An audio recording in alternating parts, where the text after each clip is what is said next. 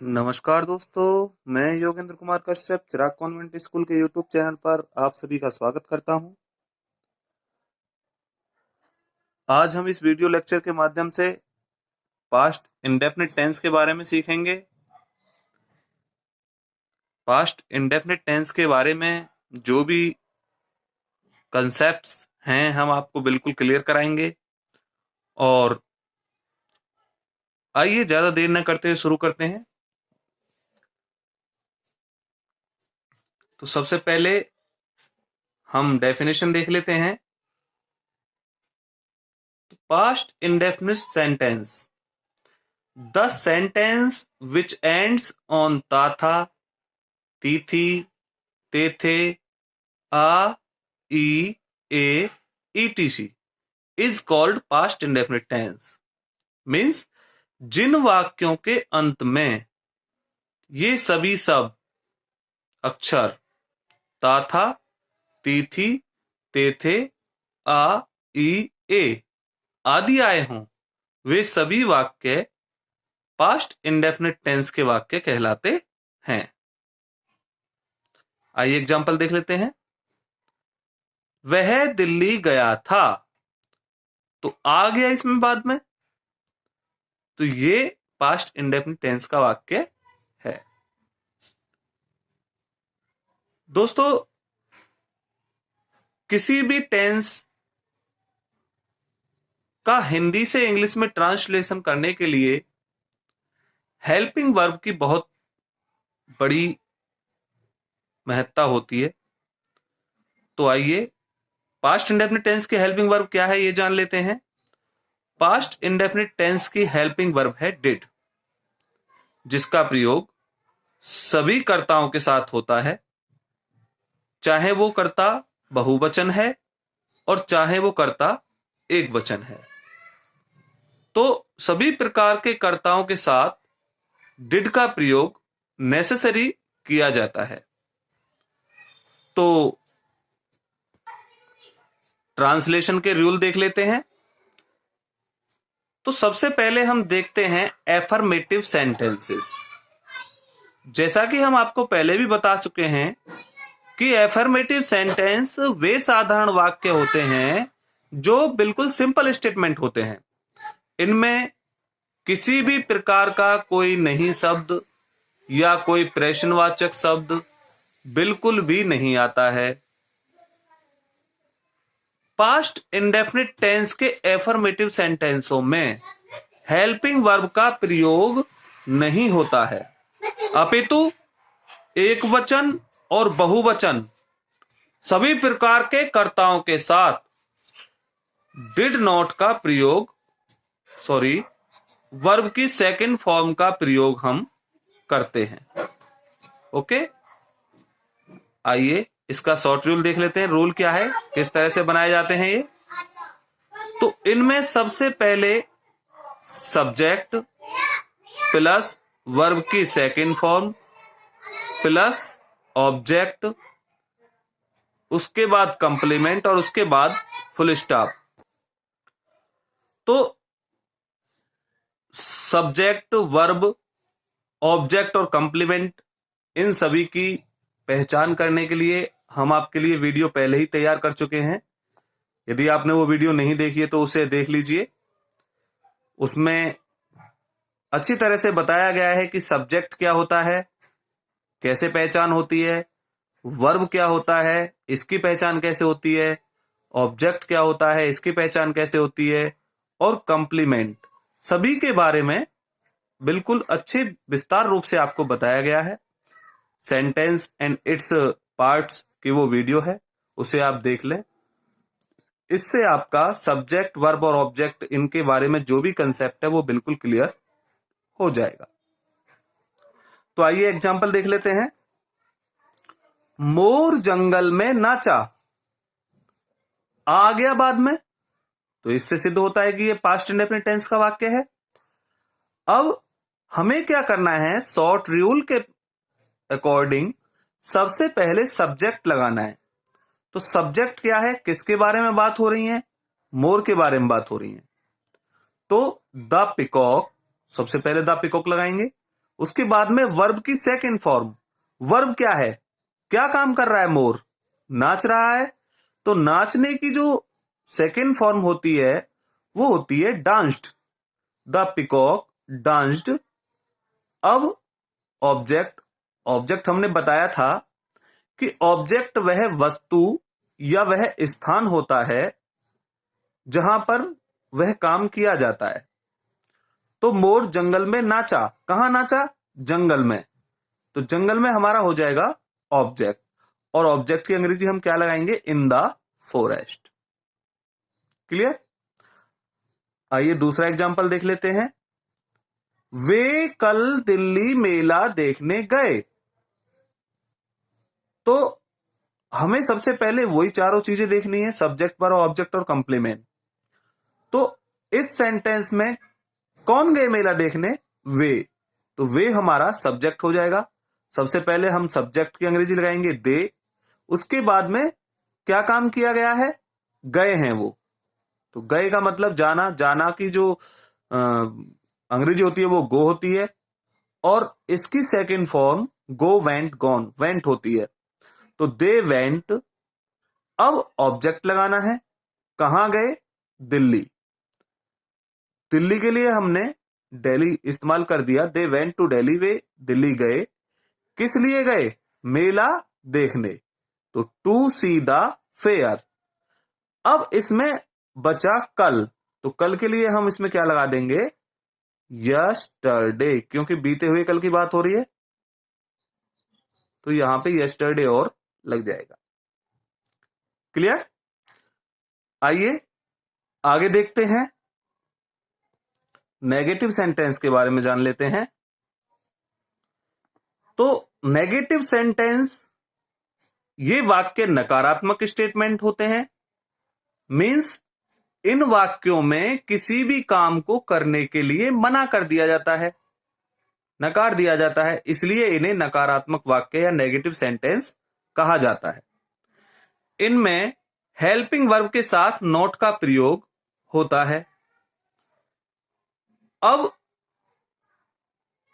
चाहे वो कर्ता एक वचन है, चाहे वो कर्ता बहुवचन है, सभी प्रकार के कर्ताओं के साथ इन वाक्यों में नहीं की अंग्रेजी के लिए डिड नॉट का प्रयोग किया जाता है। ओके, तो मैं समझता हूं आप समझ गए होंगे। आइए इसका शॉर्ट रूल देख लेते हैं। शॉर्ट रूल क्या है कि सबसे पहले हमें सब्जेक्ट लगाना होगा, उसके बाद में डिड नॉट, उसके बाद वर्ब की फर्स्ट फॉर्म, उसके बाद ऑब्जेक्ट, उसके बाद कंप्लीमेंट, और फिर फुल स्टॉप। ध्यान रखें, फुल स्टॉप ना लगाने से भी हमारा सेंटेंस गलत हो सकता है, तो इसलिए हमें फुल स्टॉप अवश्य लगाना है। इसीलिए हमने इस फुल स्टॉप को इस शॉर्ट रूल का एक हिस्सा बना दिया है। तो आइए एग्जाम्पल देख लेते हैं। उसने चाय नहीं पी। तो किसने नहीं पी चाय, उसने। सबसे पहले हम उसने की अंग्रेजी लगाएंगे, उसने की अंग्रेजी ही होती है। अब डिड नॉट लगाएंगे, ही डिड नॉट। वर्ब क्या है, काम क्या हो रहा है, पीने का काम हो रहा है, तो पीने के लिए हम टेक भी लगा देते हैं और ड्रिंक भी लगा देते हैं। तो यहां हम पीने के लिए टेक का इस्तेमाल कर रहे हैं। ही डिड नॉट टेक, क्या नहीं पी, चाय, तो he did not take tea. Okay, आइए सेकंड एग्जांपल देख लेते हैं। तुमने अपना कार्य पूरा नहीं किया। तो तुमने की अंग्रेजी लगाएंगे, सबसे पहले सब्जेक्ट हमारा तुमने है, तुमने के लिए हमें क्या लगाना होगा, यू। उसके बाद में हमें क्या लगाना है, डिड नॉट, तो यू डिड नॉट। अब क्या काम हो रहा है, वर्ब क्या है हमारी, वर्ब लगानी है हमें, तो वर्ब है हमारा पूरा करना। पूरा करना की अंग्रेजी होती है या तो कंप्लीट होती है और या फिर फिनिश होती है। तो दोनों में से हम वर्ब की फर्स्ट फॉर्म कोई सी भी लगा सकते हैं, या कंप्लीट लगा सकते हैं यहां पे, या फिनिश लगा सकते हैं। तो यू डिड नॉट फिनिश। अब देखेंगे क्या लगाना है हमें, ऑब्जेक्ट या कंप्लीमेंट। तो हमारे पास बचा क्या, अपना कार्य तुमने पूरा नहीं किया, यू डिड नॉट फिनिश अपना कार्य। तो अपना की अंग्रेजी हम लगाएंगे यू के साथ, अपने की अंग्रेजी योर। तो you did not finish your work. Okay, तो इस तरह से हम ये नेगेटिव सेंटेंस बना लेते हैं। अच्छा, मैं आपको एक चीज और बता दूं कि ये जो सेंटेंसों में अपने की अंग्रेजी होती है, ये अलग अलग तरीके से लगाई जाती है। ये हमारे ऑब्जेक्टिव केस होते हैं, ये होते हैं आई फर्स्ट पर्सन प्रोनाउन होता है, वी फर्स्ट पर्सन प्रोनाउन होता है, यू सेकंड पर्सन प्रोनाउन होता है, ही थर्ड पर्सन प्रोनाउन होता है, सी थर्ड पर्सन प्रोनाउन होता है, इट थर्ड पर्सन प्रोनाउन होता है, और दे ये भी थर्ड पर्सन प्रोनाउन होता है। तो यहां पे इन प्रोनाउंस के साथ आई के साथ जो अपने की अंग्रेजी होती है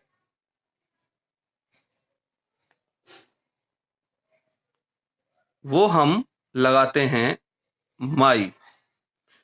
वी के साथ अपने की अंग्रेजी आवर, यू के साथ अपने की अंग्रेजी योर, ही के साथ अपने की अंग्रेजी हिज, सी के साथ अपने की अंग्रेजी हर, इट के साथ अपने की अंग्रेजी इट्स, और दे के साथ अपने की अंग्रेजी देयर का प्रयोग करते हैं।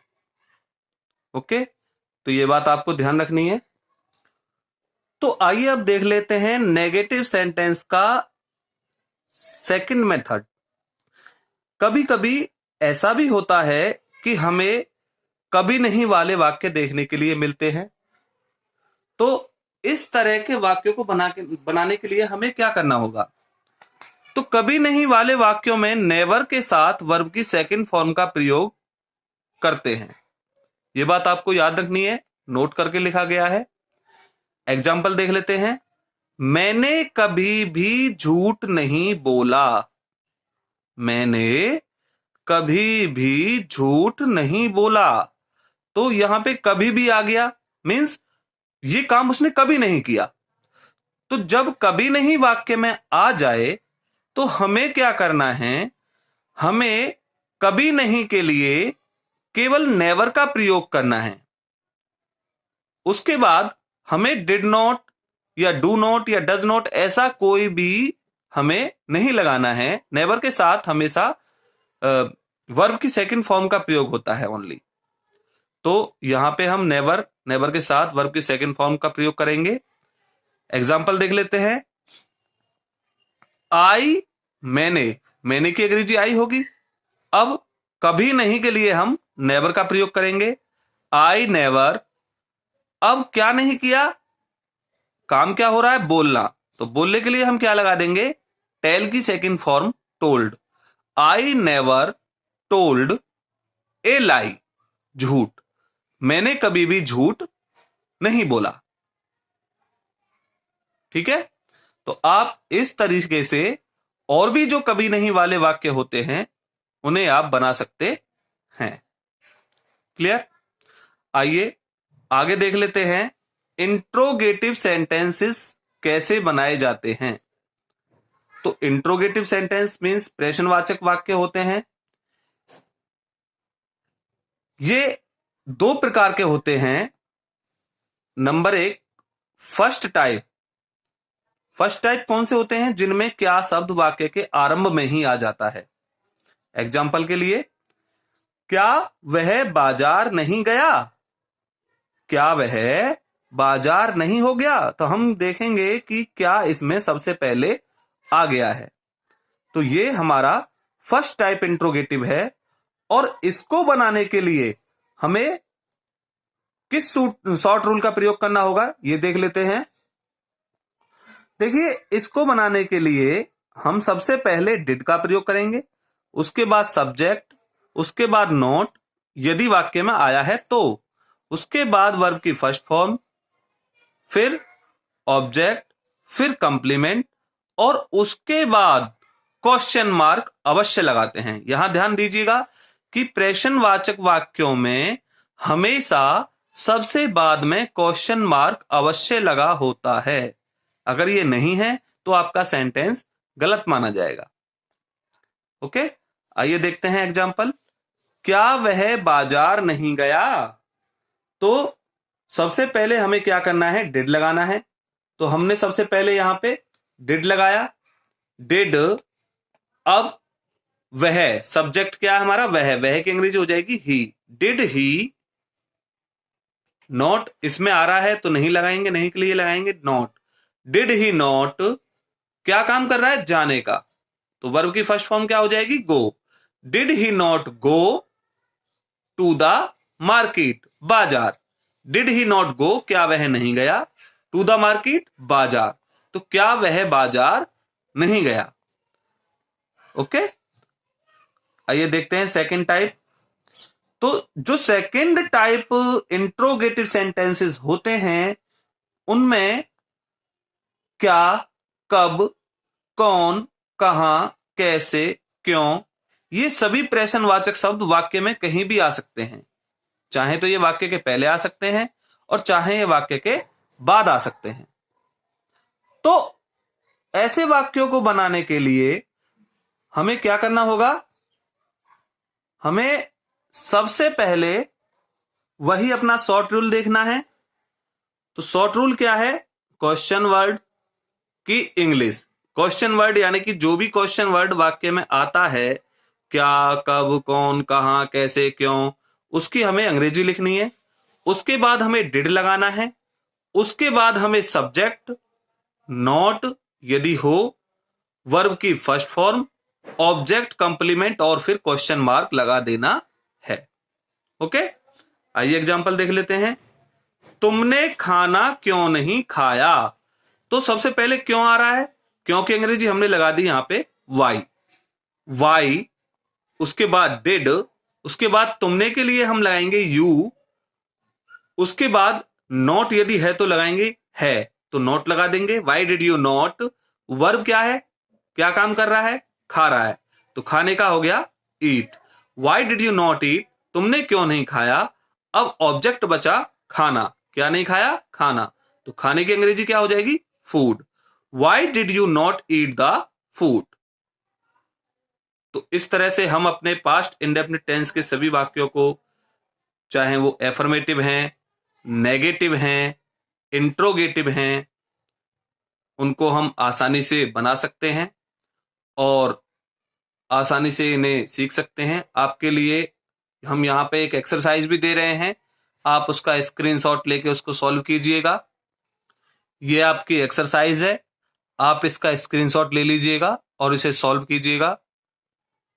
अगर किसी शब्द की अंग्रेजी आपको नहीं आती है तो उसको आप हमसे पूछ भी सकते हैं, या इस वीडियो में अगर आपको कोई बात समझ में नहीं आई है तो आप उसे हमें कमेंट करें या व्हाट्सएप के जरिए हमसे पूछ सकते हैं। तो इसी के साथ हम आज का अपना ये टॉपिक समाप्त करते हैं। Thank you.